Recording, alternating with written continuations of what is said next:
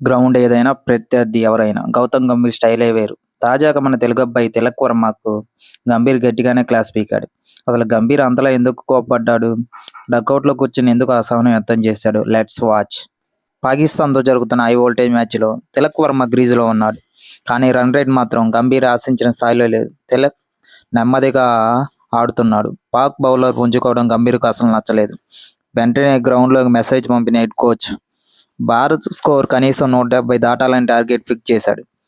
కేవలం నెమ్మదిగా ఆడుతున్నావని మాత్రమే కాదు, పాకిస్తాన్కు ఆత్మవిశ్వాసం వచ్చేలా అవకాశం ఇస్తున్నావంటూ తిలక్ గట్టి వార్నింగ్ ఇచ్చాడు.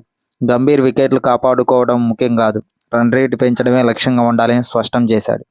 ఈ సంభాషణ తర్వాత మ్యాచ్ మలుపు తిరిగిన టీమిండియా అనుకున్న స్కోర్ సాధించలేకపోయింది. దీంతో డకౌట్లో గంభీర్ మొహం చూడగానే అతను ఎంత అసంతృప్తి ఉన్నాడో అర్థమైపోయింది. మరి గంభీర్ ఇలా గ్రౌండ్లోకి వచ్చి మరీ క్లాస్ పీకడం సరి అయినదేనా? మీ అభిప్రాయాన్ని కామెంట్ రూపంలో చెప్పండి.